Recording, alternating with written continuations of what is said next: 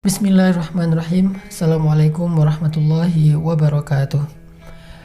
Teman-teman sekalian, kita gak kerasa udah sampai di hari ke-20 dari bulan suci Ramadan. Dan nanti malam adalah malam pertama dari Asyarah Awakhir min Ramadan. Malam pertama dari 10 paket malam terakhir Ramadan. Dan kita tahu bahwa Allah Subhanahu wa Ta'ala menyediakan dari 10 malam-malam terakhir Ramadan itu satu malam yang lebih baik ibadahnya daripada beribadah selama 1000 bulan. Apa yang harus kita lakukan pada 10 malam terakhir bulan Ramadan? Apakah ada amalan-amalan istimewa yang diajarkan oleh Nabi Shallallahu Alaihi Wasallam sehingga kita bisa menirunya, mengikutinya dan mendapatkan kebaikan yang sama dengan Rasulullah Shallallahu Alaihi Wasallam?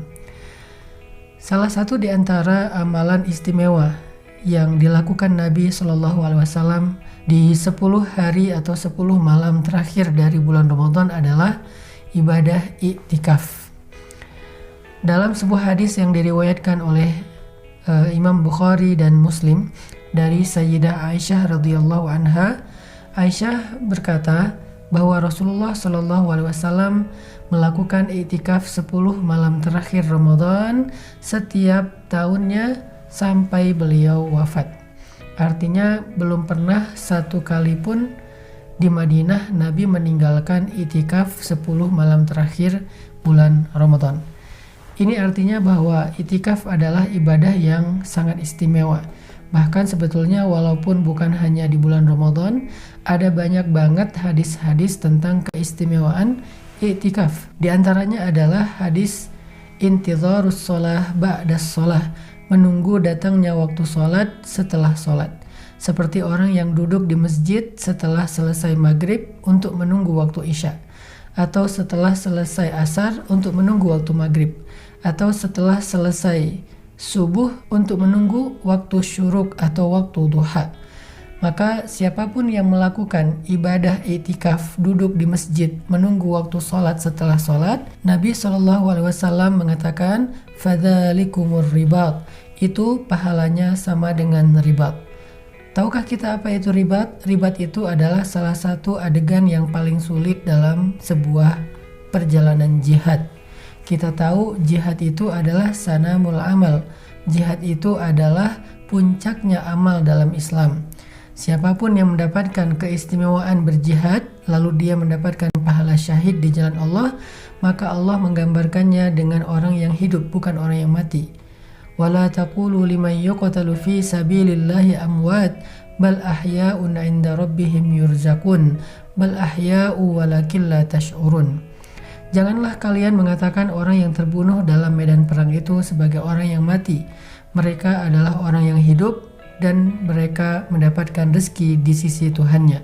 Mereka adalah orang yang hidup tetapi kalian tidak menyadarinya. Ini menunjukkan bahwa jihad adalah ibadah yang sangat tinggi, puncaknya ibadah dalam Islam. Salah satu di antara aktivitas jihad itu ada yang dikenal dengan istilah ribat. Apa itu ribat? Mengepung benteng musuh atau menunggu musuh di tengah peperangan. Dulu ribat dilakukan dengan mengepung benteng musuh seperti mengepung benteng Bani Quraidah, Bani Qainuqa, Bani Nudair, atau dalam perang Khaybar kaum muslimin mengepung benteng-benteng Yahudi karena mereka melakukan kejahatan, sehingga pengepungan ini berlangsung selama beberapa malam atau bahkan bisa lebih dari 1 minggu. Salah satu yang membuat ribat itu sulit adalah karena kaum muslimin gak boleh meninggalkan tempat pos jaga mereka walaupun mereka dalam kondisi yang sangat berat, misalnya di puncak musim dingin atau di puncak musim panas, atau dalam keadaan makanannya terbatas, sehari cuma makan 1 butir kurma, dan berbagai macam lagi kesulitan-kesulitan yang dialami selama ribat menjaga perbatasan atau mengepung benteng musuh. Pahala ribat itu sangat besar. Salah satu di antara hadis pahala ribat itu adalah Nabi Shallallahu Alaihi Wasallam bersabda, mauqifu sa'atin fi sabilillah khairun min qiyami lailatul qadri 'inda hajaril aswad. Bertahan sebentar di dalam ribat fi sabilillah itu lebih baik daripada sholat tahajud pada malam Lailatul Qadar di sisi Hajar Aswad. Ini pahala ribat. Jadi bertahan sebentar saja, mauqifu sa'atin.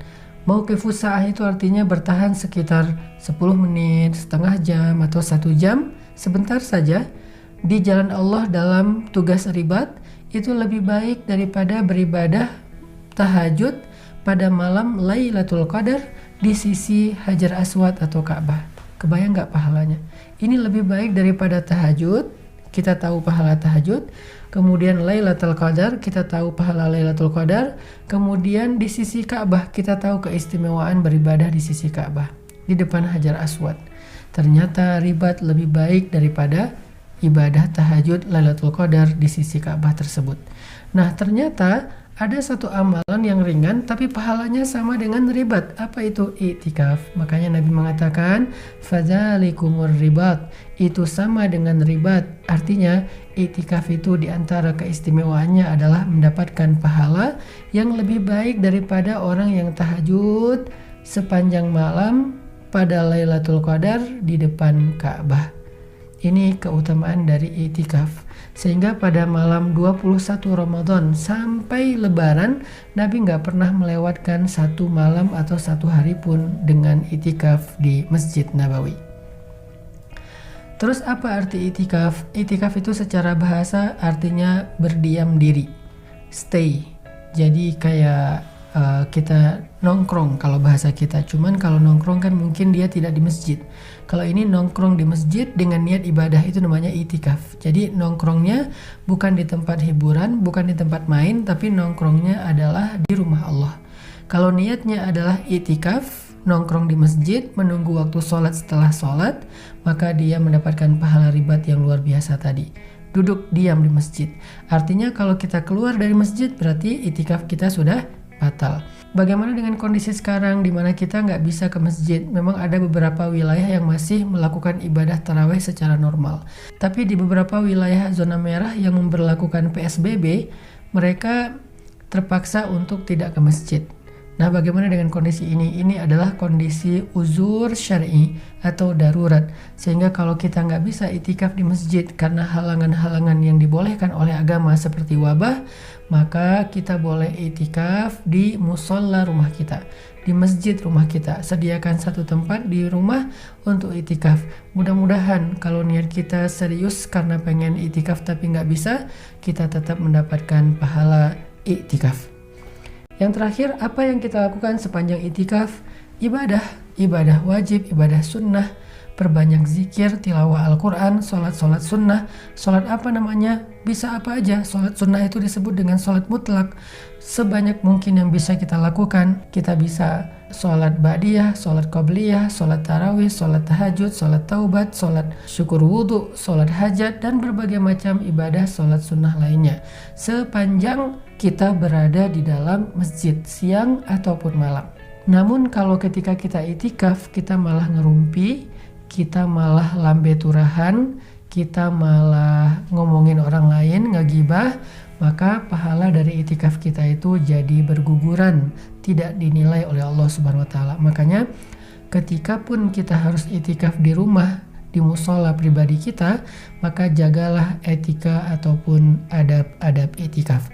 Mudah-mudahan goals utama dari i'tikaf itu adalah 1 dari 10 malam di akhir Ramadan kita akan memperoleh Lailatul Qadar yang kata Allah khairun min alfi syahr, lebih baik daripada 1000 bulan. Selamat beriktikaf mulai dari malam ini, malam 21 Ramadan. Barakallah.